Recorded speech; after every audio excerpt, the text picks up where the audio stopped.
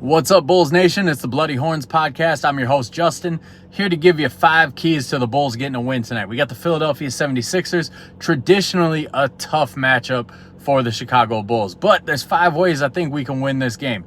Number 1, we got to contain Tyrese Maxey. Now, Tyrese Maxey he's my biggest concern going into this game, simply because Joel Embiid is going to get his. Joel Embiid historically kills the Bulls, and that dates back to since this dude's been in the league, to be honest. And you look at the Bulls bigs, right? Vooch, we know he's got nothing for Joel Embiid. And then Andre Drummond has never had anything for Joel Embiid. Even when Andre Drummond was an all-NBA third-team guy, an all-star level player with the Detroit Pistons, he would get clowned by Joel Embiid. Joel Embiid would put a 40 and 20 on him and then laugh about it on social media the day after. So we know our 2 bigs aren't going to have anything for Joel Embiid. Joel Embiid's going to get his. We can try to stop Tyrese Maxey, though. You know, Caruso's questionable. It's highly unlikely he plays tonight. Kobe is an improved defender. Io's an improved defender. We got bodies we can throw at Tyrese Maxey. Javon Carter's a scrappy defender.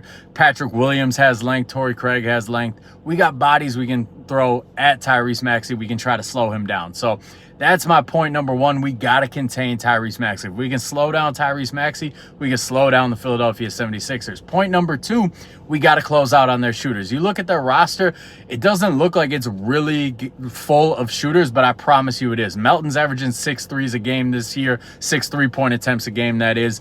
Kelly Oubre, I think, is averaging about 4. Tobias Harris, right around 4.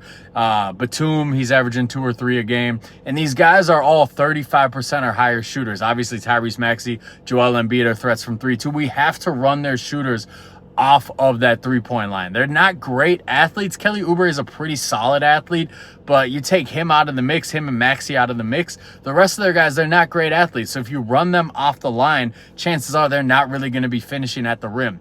Point number 3 is you have to blitz and trap Joel Embiid whenever he gets it on the perimeter. They do a lot of DHO action with him. He does get the ball at the top of the key a lot. He's cut down on his 3-point attempts the last couple of years compared to where he was at his peak a few years ago, focusing more on scoring on the inside, but he still gets a fair amount of perimeter touches.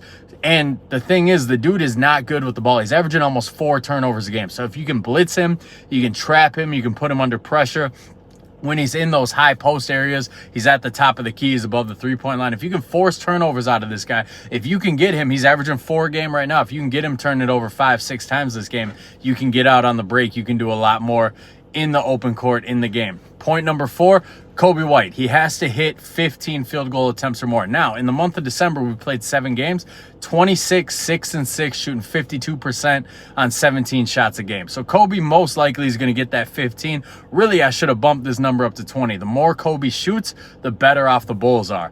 And the last point, Patrick Williams has to play more than 30 minutes. Now, in December, once again, he's averaging 33 minutes a game. He's putting up about, I think it's 15, 5 and 2 right now, also shooting 52% on 10 attempts a game. We need that aggressive Patrick Williams. You saw him against Miami. He was a big key to the Bulls winning that game with his aggressiveness, and that's what we need from him. Between him and Kobe, they have obviously benefited the most from Zach LaVine being out of the game. Patrick Williams, I think his game is going to continue to evolve the more that he's forced to play without Zach LaVine, the more he's forced to be the number 3 option in this offense. So those are the 5 keys to the game. Contain Tyrese Maxey, run their shooters off the line, blitz and trap Joel Embiid when he has it on the perimeter. Kobe White's got to shoot at least 15 times a game, and Patrick Williams has to play more than 30 minutes. I'll come back after the game with a little post-game recap about what we see tonight. If you're not following already, follow on Twitter @HornsBloody. Let's go Bulls.